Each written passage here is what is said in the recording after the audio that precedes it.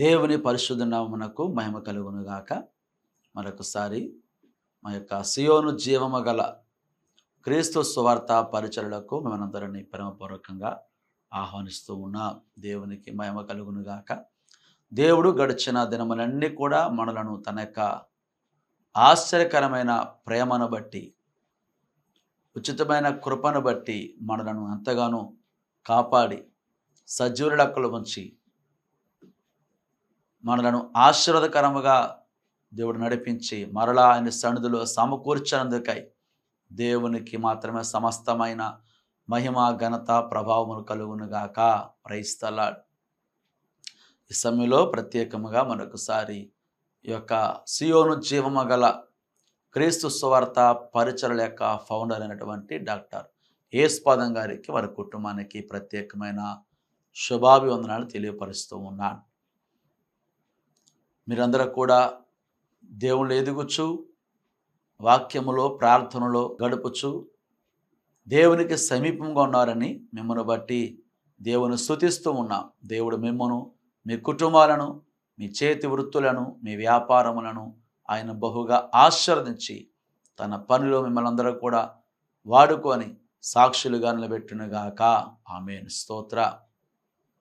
మంచిది ప్రియులారా, పరిశుద్ధ గ్రంథముల నుంచి ఒక లేఖన భాగమును చదువుకుందాం. మీరందరూ కూడా మీ యొద్ద పరిశుద్ధ గ్రంథం ఉన్నట్లయితే అట్టి గ్రంథమును తెరచి దేవుని యొక్క వాక్యమును చదవలసిందిగా ప్రభు పేరట తెలియపరుస్తూ ఉన్నాను. చూడండి, కీర్తన గ్రంథముల నుంచి 32వ కీర్తన 6వ వచనము చదువుకుందాం.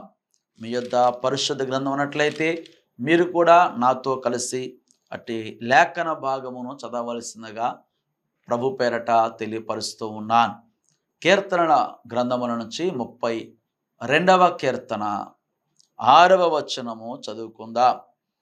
కావున నీ దర్శన కాలమందు భక్తి గల వారందరూ నిన్ను ప్రార్థన చేయుదురు. ఆమేన్. ప్రార్థన చేద్దాం. కృపగల మా తండ్రి, పరిశుద్ధుడా, సర్వోన్నతుడా, నీకే స్తుతులు చెల్లిస్తూ ఉన్నాం. తండ్రి దేవా, ఈ సమయంలో మరొకసారి మా ప్రభువా నీ పాదముల చెంతకు చేరి ఉన్నాం. నీ మాటలు వినటానికి దేవా, మేము ఆదరించబడడానికి, బలపరచబడడానికి, ధైర్యపరచబడడానికి, అదేవిధముగా ఇదిగో తండ్రి ప్రభువా మా జీవితాలను సరి చేసుకోవడానికి మీ వద్దకు వచ్చాం. ప్రభువా నీ కృప దయచేయండి. నీ మాటల చేత మమ్మల్ని మీరు సరిచేయండి, మహిమ పొందుకోమని యేసు నామమున అడుగుచున్నాము తండ్రి. Amen. Amen. Praise the lord. Hallelujah. మంచిది ప్రియమైన దేవుని బిడ్డలారా, దేవుని యొక్క వాక్యము వినట మన జీవితంలో ఎంతో దీవెనకరం. దేవుని యొక్క మాటలు అనగా ఆయన వాక్యము మనకెంతో అవసరమై ఉన్నది. ఆయన మాటలే మనల్ని బ్రతికిస్తాయట. ఆయన మాటలే మనలను నడిపిస్తూ ఉంటాయి. భక్తులు అన్నాడు కదా, నీ వాక్యము నా త్రోవకు, నా పాదములకు దీపమును, నా త్రోవకు వెలుగునై ఉన్నదని చెప్పుచూ ఉన్నాడు. స్తోత్రం కలుగును గాక. చూడండి ప్రియులారా, పరిశుద్ధ గ్రంథములో 32వ కీర్తనలో దావీదు దైవ ధ్యానం అనబడే కీర్తనలో ఆయన అంటూ ఉన్నాడు కదా, కావున నీ దర్శన కాలమందు భక్తి గల వారందరూ నిన్ను ప్రార్థన చేయుదురు అంటా ఉన్నాడు. స్తోత్రం. హల్లెలూయా. ఈ లోకములో కాలములు అనేవి అనేకమైనవి మనం చూస్తూ ఉంటాం. మనమైతే సీజనల్గా వచ్చినటువంటి కాలముల గురించి ఎరిగి ఉంటాం. దినమునకు 3 కాలములు మనం చూస్తూ ఉంటాం. ఉదయకాలము, మధ్యాహ్న కాలము, సాయంకాలము. కాబట్టి అట్లాగే ఈ యొక్క కాలములను గురించి మనం గమనించినట్లయితే మనకు తెలియనటువంటి కాలములు కొన్ని ఉన్నాయి. మన జీవితంలో మనకు తెలియకుండానే కొన్ని కాలములు జరిగిపోతూ ఉన్నవి. అందుకే అదే భక్తులు అంటూ ఉన్నాడు కదా, కాలములు, సమయములు దేవుని వశములో ఉన్నాయని తెలియపరుస్తూ ఉన్నాడు. ఈ యొక్క లోక సంబంధమైనటువంటి వాటిని మాత్రం కాదు కానీ ఆధ్యాత్మికముగా దేవుని యొక్క వాక్యము ద్వారాను దేవుడు మన జీవితములలో ఆయన కొన్ని ప్రణాళికలు కలిగి ఉన్నాడు కాబట్టి వాటిని కూడా మనము తెలుసుకోవాలని దేవుని యొక్క వాక్యం మనకి తెలియపరుస్తూ ఉన్నాడు. స్తోత్రం, ప్రైస్తలాడు. అయితే చూడండి, ఇక్కడ ఈ యొక్క కాలములను మనము గమనించినట్లయితే ఆపత్కాలము, కీడు కాలము, అంత్యకాలము, దర్శన కాలము, ప్రార్థనా కాలము, కోత కాలము, శోధన కాలము, దుష్ట కాలము, ఇంకా మరెన్నో కాలములు ఉంటామన్నాయి. అట్లాగే జరిగినప్పుడు వాటిని కలికాలం అని మనం అంటూ ఉంటాం. బైబిల్ అయితే ఈ యొక్క చెప్పబడినటువంటి కాలము గురించి సవివరంగా మనకి వివరిస్తూ ఉన్నది. అవన్నీ చెప్పుకోవడం మనకి సమయం సరిపోదు, కానీ కొన్ని విషయాలు మాత్రం మనము నేర్చుకుందాం, వాటి ప్రకారంగా జీవిద్దామని ప్రభు పేరట తెలియపరుస్తూ ఉన్నాను. ఇక్కడ భక్తులు అంటా ఉన్నాడు కదా, కావున నీ దర్శన కాలమందు భక్తి గల వారందరూ నిన్ను ప్రార్థన చేయుదురు అంటా ఉన్నాడు. అనగా చూడండి, ఇదే కాలం అంటే దేవుడు మనల్ని దర్శించే కాలము. స్తోత్రం కలుగును గాక. పాత్రమందున కాలములైతే తండ్రి అయిన దేవుడు ఆయా సందర్భములలో తన యొక్క వ్యక్తులతో, భక్తులతో మాట్లాడుతూ వచ్చాడు. ఆ తర్వాత యేసు ప్రభువారు వచ్చున్నారు. ఇప్పటికిన కూడా ఆయన మనల్ని దర్శిస్తూ ఉన్నాడు, మనతో మాట్లాడుతూ ఉన్నాడు. దానిని మనము పరిశుద్ధాత్మను పనిచేసేటువంటి కాలం అని చెప్తూ ఉంటాం. అయితే చూడండి, వాటికి మధ్యన అనగా పాత నిబంధనకు క్రొత్త నిబంధనకు మధ్యన కొంతకాలం అయితే దేవుని దర్శనము లేక, దేవుని ప్రత్యక్షత లేక, దేవుని యొక్క స్వరము లేక అది చీకటి యుగముగా పిలువబడుతూ ఉండేది. అప్పుడు ప్రజలు ఎంతగా వెదకినను, ఎంతగా కోరుకొనను దేవుని యొక్క దర్శనము లేక నశించిపోతూ ఉన్నవారు. ఇదిగో మరి మన కాలములో అయితే దేవుని కృపను బట్టి, ఆయన చూపించిన ప్రేమను బట్టి మనము ఇదిగో దేవుడు మనం వెతకకుండానే ఆయన మనలను వెతుక్కుంటూ వస్తూ ఉన్నాడు. అందుకే యెషయా ద్వారా ప్రభు చెప్తున్నాడు కదా, యెహోవా మీకు దొరుకు కాలం ఉంది, ఆయనను వెదకుడి అంటా ఉన్నాడు. మనము వెదకకుండానే, మనము అడగకుండానే, మనము కోరుకోకుండానే, మనము తెలుసుకోకుండానే ఆయనే మనల్ని వచ్చి దర్శిస్తా ఉన్నాడు. కాబట్టి ఇదిగో మన ప్రభువు మనల్ని దర్శించినటువంటి ఈ కాలములో, ఆయన మనతో మాట్లాడినటువంటి ఈ కాలములోనే, ఆయన మన ప్రార్థన ఆలకించినటువంటి ఈ కాలములోనే మనమట ఆయన వద్దకు రావలసి ఉన్నదని దేవుని యొక్క వాక్యమును మనం చూస్తూ ఉన్నాం. అందుకే ఇక్కడ భక్తులు అన్నాడు కదా, నీ దర్శన కాలమందు భక్తి గల వారందరూ నేను ప్రార్థన చేయుదురు అంటామన్నాడు. ఎవరైతే దేవుని వెతుక్కుంటూ వస్తూ ఉంటారో, ఆయనను సేవిస్తూ ఉంటారో, ఆయనను ఆరాధిస్తూ ఉంటారో, అలాంటి వారందరూ కూడా ఆయన భక్తులుగా పిలువబడతా ఉంటారు, ఆయన బిడలుగా పిలువబడతా ఉంటారు, ఆయన జనాంగముగా పిలువబడతా ఉంటారు.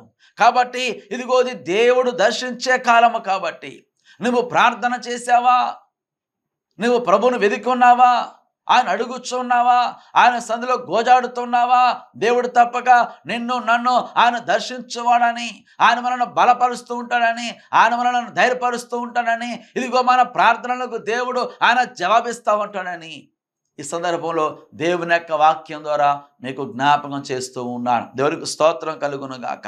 కాబట్టి చూడండి పిల్లారా, ఈ యొక్క కాలములో ఆయన మన యొక్క ప్రార్థన ఆలకించటానికి, ఆయన మనల్ని దర్శించడానికి, మనలను బలపరచడానికి, మనతో మాట్లాడటానికి, మనలను సరిచేయడానికి ఆయన ఇష్టపడుతున్నాడు. కాబట్టి ఇదే సమయంలోనే మనము ఆయనకు రావలసిన వారమై ఉన్నాం. అనేకులు కూడా దేవుని వద్దకు రావటానికి ఇష్టపడటం లేదు.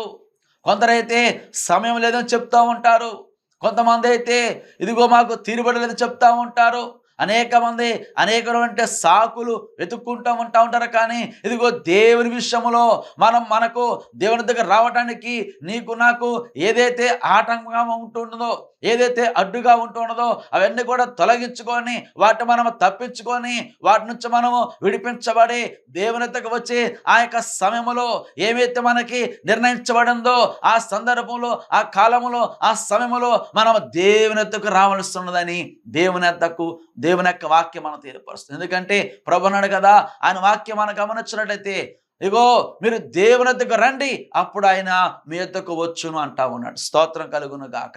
ఇదిగో పాపులారా, మీరు దేవుని తట్టు తిరగండి, అప్పుడు ఆయన మీ తట్టు తిరుగునని దేవుని యొక్క వాక్యాలు మనం చూస్తున్నాం. కాబట్టి ఇదిగో ఇదే అనుకూలమైన సమయము, ఇదే రక్షణ దినము. ఈ కాలములోనే ఆయన మనలను ఇదిగో మన ప్రార్థన ఆలకించే కాలం ఇది. మనము ప్రార్థించగా మనకి దర్శనం అనుగ్రహించే కాలం ఇది. ఇదిగో మన ప్రార్థనకు దేవుడు చెవి యొక్కే కాలం ఇది. కాబట్టి ఈ యొక్క సందర్భంలో మనము ప్రార్థనను నిర్లక్ష్యము చేయక, దేవుని యొక్క సన్నిధిని నిర్లక్ష్యము చేయక దేవుని వద్దకు వద్దాము, దేవుని సేవిద్దాము. ఇదిగో దాని గురించి పాటలు పాడతావా, ప్రార్థన చేస్తావా, స్తుతిస్తావా, సాక్ష్యం ఇస్తావా, దేవుని వద్దకు రావాల్సిందిగా ప్రభు పేరట తెలియపరుస్తూ ఉన్నాను. దేవునికి స్తోత్రం కలుగును గాక. ఎందుకంటే అంత్య దినములలో ఇదిగో అపవాది అందరిని కూడా మోసగిస్తా ఉన్నాడు. ప్రార్థన చేయకుండా, మందిరానికి రాకుండా, ప్రభుని సేవించకుండా అనేకటువంటి ఆటంకములు పుట్టిస్తూ ఉన్నాడు, గలిబిలు పుట్టిస్తూ ఉన్నాడు. కాబట్టి వాడి యొక్క కుట్రలను, వాడి యొక్క మరి తంత్రములను కూడా మనము గుర్తెరిగి దేవుని వద్దకు వద్దామని. ఎందుకనగా ఈ యొక్క కాలము ఇది దర్శన కాలము. కాబట్టి ఆయన వద్దకు వచ్చి ప్రార్థన చేసినట్లయితే దేవుడు మన ప్రార్థనలకు ఆయన తప్పక జవాబిస్తూ ఉంటాడని దేవుని యొక్క వాక్యం ద్వారా తెలియపరుస్తూ ఉన్నాడు. కాబట్టి చూడండి, మనము గమనించినట్లయితే దేవుడైతే దీన్ని దర్శనకాలం అని చెప్తా ఉంటున్నాడు. కానీ ఇక్కడ అపోస్తలుల కార్యం గ్రంథములో 3వ అధ్యాయములో ఆనాడు మన యొక్క పితరులను యేసు ప్రభువారి యొక్క శిష్యులకు పేతురు, యోహానులైతే ఇదిగో ప్రార్థన చేయడానికి ఒక కాలమును కలిగి ఉన్నారు, లేకపోతే ఒక నిర్దిష్ట సమయాన్ని కలిగి ఉన్నారు. ఆ సమయాన్ని దేవునికి మాత్రమే ఇస్తూ ఉంటారంట. ఆ సమయంలో వారు ప్రార్థన మాత్రమే చేస్తూ ఉంటారని దేవుని యొక్క వాక్యముల మనం చూస్తూ ఉన్నాం. అందుకే చూడండి, అపోస్తలుల కార్యముల గ్రంథం 3వ అధ్యాయము 1వ వచనం మనం చదివినట్లయితే ఇక్కడ అంటా ఉన్నాడు కదా, పగలు 3 గంటలకు ప్రార్థనా కాలమున పేతురును యోహానును దేవాలయమునకు ఎక్కి వెళ్ళుచుండగా. దేవునికి స్తోత్రం కలుగును గాక. చూడండి పిల్లారా, ఎప్పుడైతే మరి పేతురు యోహానులు కలిసి పగలు 3 గంటలకు వారి కాలం మీద అంటే వారు ప్రార్థన చేసే కాలం అది. ఆ ప్రార్థన కాలమున ఇదిగో వారు ప్రార్థన చేసుకోవడానికి వారు శృంగారమును దేవాలయమునకు వెళ్ళుచుంటుండగా అక్కడ మరి జనముతోనే ఒక వ్యక్తి అట, అతడు కుంటివాడుగా ఉంటూ ఉన్నాడు.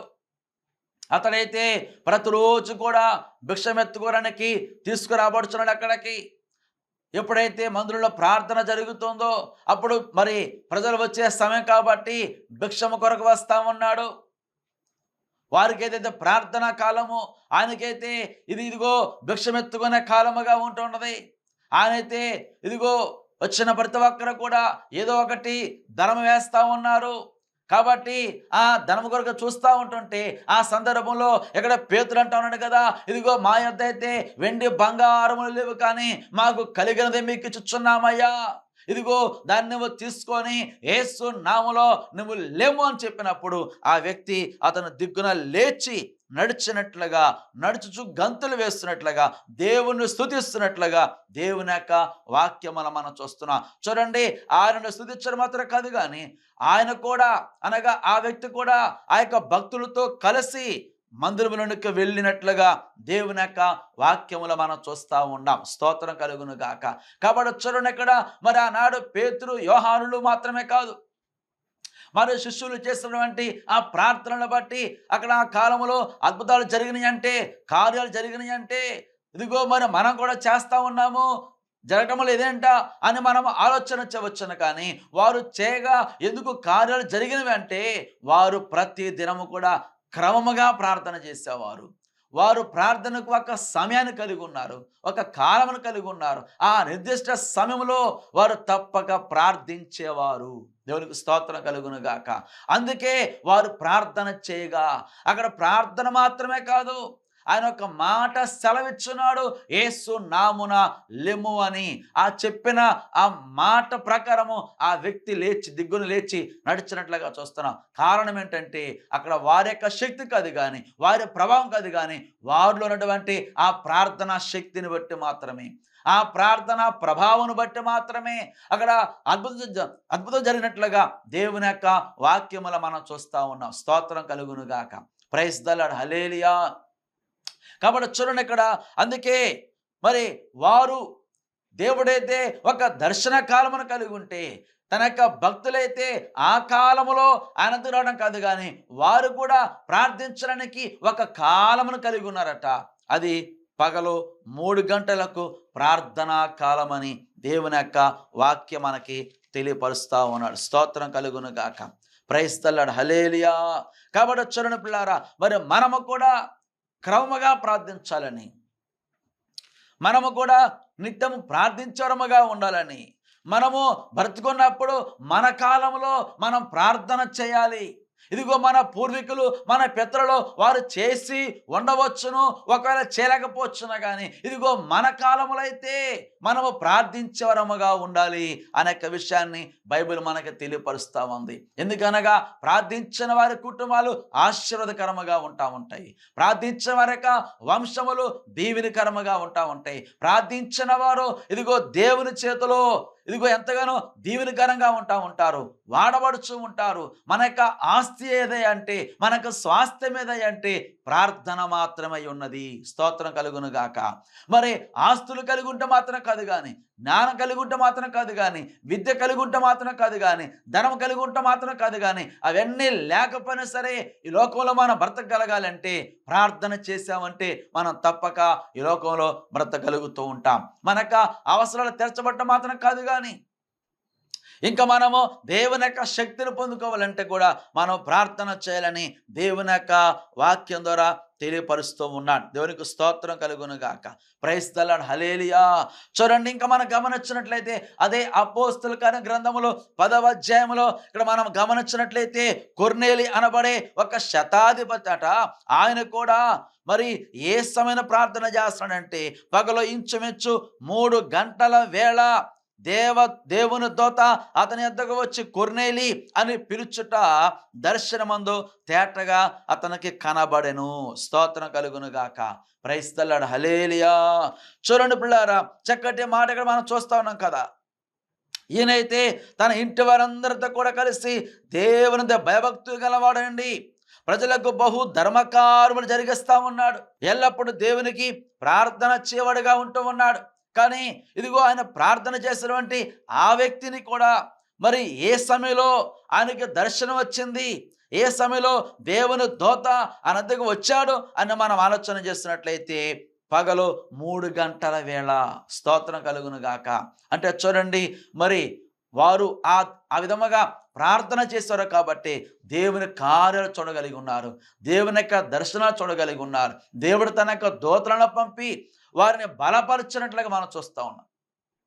మరి మన జీవితంలో కూడా ఆ రీతిగా దేవుడు మనల్ని బలపరచాలంటే, దేవుని యొక్క కార్యం మనం చూడాలి అంటే, ఆయన దర్శనం మనం చూడాలి అంటే మనము కూడా ఇదిగో ప్రార్థించవరముగా ఉండాలని, అది క్రమముగా చేయాలని, మనము నిత్యము కూడా ప్రార్థించవరముగా ఉండాలని దేవుని యొక్క వాక్యం మనకు తెలియపరుస్తూ ఉన్నాడు. దేవునికి స్తోత్రం కలుగును గాక.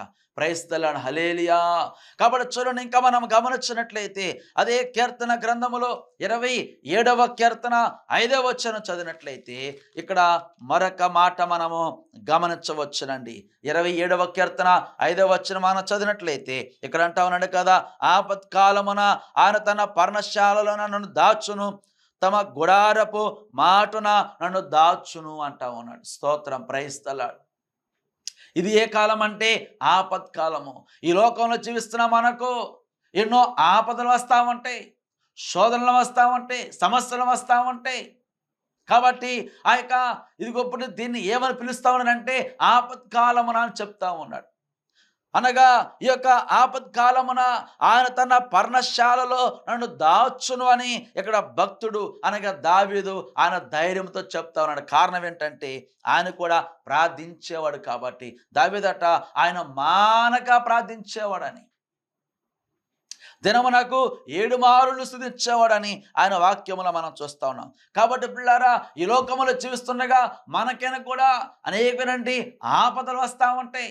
సమస్యలు, శోధనలు, ఇబ్బందులు, వ్యాధులు, శ్రమలు వస్తూ ఉంటాయి. మరి ఆ కాలములలో మనము దాచిపెట్టబడాలి అంటే, మనము తప్పించబడాలి అంటే, మనకి విడుదల కావాలి అంటే, ఇదిగో మరి మనకు ధైర్యం కావాలంటే, ఆ యొక్క ఆపద నుంచి మనము తప్పించబడాలి అంటే మనకి దేవుడు కావాలి. ఆయన సన్నిధిలో మనం ఉండాలి. ఆయనను స్తుతించవరముగా మనం ఉండాలి. తన గుడారపు మాటున నన్ను దాచును అనగా ఇదిగో తన యొక్క సన్నిధిలో ఆయన మనను దాచిపెట్టేవాడై ఉన్నాడు. అరితిగా మనము మరి తప్పించబడాలి అంటే, ఆ యొక్క ఆపద నుంచి మనము తప్పించబడాలి అంటే మనము దేవుని సన్నిధిలోకి రావాలి. ఈ యొక్క దర్శన కాలమున ఇదిగో నీ భక్తులందరూ కూడా నీ యొద్దకు వచ్చెదరు, లేక నేను ప్రార్థన చేయదని చెప్పినట్లుగా ఈ యొక్క దర్శన కాలమందు మనము దేవుని యొక్క సన్నిధికి వచ్చినట్లయితే ఆపత్ కాలములో మనము తప్పించబడతా ఉంటాము, కీడు కాలములో తప్పించబడతా ఉంటాము. స్తోత్రం, ప్రైజ్ ది లార్డ్. కాబట్టి చూడండి, ఇంకా మనం గమనించినట్లయితే హోషేయ గ్రంథము 6వ అధ్యాయము 11వ వచనంలో మరొక మాట ఇక్కడ దేవుని యొక్క భక్తుడు రాస్తా ఉన్నాడు. దేవునికి స్తోత్రం కలుగును గాక. హోషేయ గ్రంథము 6వ అధ్యాయము 11వ వచనం మనం చదివినట్లయితే, చెరలోనికి వెళ్ళిన నా ప్రజలను నేను తిరిగి రప్పించినప్పుడు ఓ యూదా, అతడు నీకు కోతకాలము నిర్ణయించును అంటా ఉన్నాడు. కోతకాలం అనగా చూడండి, సహజముగా మనమైతే అది పంట కోసే కాలము లేక ఆత్మను సంపాదించినటువంటి మరి కాలముగా మనము గుర్తిస్తూ ఉంటాము. కానీ ఎక్కడైతే దేవుని యొక్క వాక్యం మనకి ఏమని నేర్పిస్తూ ఉందంటే, ఇక్కడ అంటా ఉన్నాడు కదా, హోషేయ గ్రంథములో 6వ అధ్యాయములో మనము గమనించినట్లయితే దీన్ని ఇక్కడ మనం మరి కోతకాలము అనగా అక్కడ ఫుట్ నోట్లు ఏముంటుందంటే శిక్ష అని ఉంటుంది. కాబట్టి ఇప్పుడు దీన్ని శిక్షా కాలము అని కూడా మనము చెప్పవచ్చు. దేవునికి స్తోత్రం కలుగును గాక. కోతకాలం అయితే ఉన్నది, కానీ ఇక్కడైతే ఇది శిక్షా కాలం అని తెలియపరుస్తూ ఉన్నాడు. కాబట్టి చూడండి, ఇక్కడ మరి యూదాతో ఆయన చెప్పుచున్న మాట ఏంటంటే, చెరలోనికి వెళ్ళిన నా ప్రజలను నేను తిరిగి రప్పించినప్పుడు ఓ యూదా, అతడు నీకు కోతకాలము అనగా ఆ శిక్షా కాలమును నిర్ణయించును అంటా ఉన్నాడు. స్తోత్రం, ప్రైజ్ ది లార్డ్. కాబట్టి చూడండి, ఇదిగో మనం చేసే ప్రతి యొక్క పనిని బట్టి కూడా ఇదిగో శిక్ష అనేది ఒకటి ఉంటుంది. కాబట్టి ఆ శిక్ష కాలమున దానిని మరి తీర్పు కాలం అని కూడా చెప్పవచ్చు. ఎవరు కూడా తప్పించుకొనలేరని దేవుని యొక్క వాక్యం మనకి తెలియపరుస్తా ఉన్నాడు. దేవునికి స్తోత్రం కలుగును గాక. ప్రైజ్ ది లార్డ్, హల్లెలూయా. కాబట్టి ఇదిగో మరి నీ కాలంలో నీవు ఎలాగున్నావో దానిని బట్టి దేవుడు ఆయన నిర్ణయించి ఆయన శిక్షించువాడై ఉన్నాడు. మన యొక్క క్రియలను బట్టి ఆయన మనకు జీతం ఇచ్చేవాడై ఉన్నాడు. కాబట్టి ఈ లోకములో మనము ఎంతో జాగ్రత్తగాను భయభక్తులతోనూ, అందుకే ఇదిగో యొక్క దర్శన కాలములోనే మనం ఆయన దగ్గర రావాలని, ఆయన సన్నిధికి రావాలని, ప్రార్థించే గుంపులో ఉండాలని, మనము ప్రార్థించాలని దేవుని యొక్క వాక్యం మనకి జ్ఞాపం చేస్తూ ఉన్నాడు. దేవునికి స్తోత్రం కలుగును గాక. చూడండి, అదే విధముగా ఇంకా మనం గమనించినట్లయితే పరిశుద్ధ గ్రంథముల నుంచి అని అంటా ఉన్నాడు కదా, ప్రకటన గ్రంథము 3వ అధ్యాయము 10వ వచనం మనం చదివినట్లయితే ఇక్కడ దేవుని యొక్క వాక్యం మనకి తెలియపరుస్తా ఉన్నాడు స్పష్టముగా. దేవునికి స్తోత్రం కలుగును గాక. నీవు నా ఓర్పు విషయమైన వాక్యమును గైకొంటివి గనక భూనివాసులను శోధించుటకును లోకమంతటి మీదకి రాబో శోధన కాలములో అనగా ఆ శోధన గడియలో నేను నిన్ను కాపాడేదను. దేవునికి స్తోత్రం కలుగును గాక. కాబట్టి చూడండి, ఇక్కడ ఈ మాట ఫిలదెల్ఫియా సంఘముతో దేవుడు మాట్లాడుచు ఉన్నాడు. ఆ సంఘంతో ప్రభు మాట్లాడుచున్నాడు కదా, నీవు నా ఓర్పు విషయమైన వాక్యమును గైకొంటివి గనక భూనివాసులను శోధించుటకు లోకమంతటి మీదకి రాబోవు శోధన కాలములో నేను నిన్ను కాపాడదని అంటా ఉన్నాడు. అనగా చూడండి, ఇదిగో ఒక కాలం ఉన్నది. అది శోధన కాలము, దాన్ని శ్రమ కాలం అని పిలుస్తూ ఉంటాము.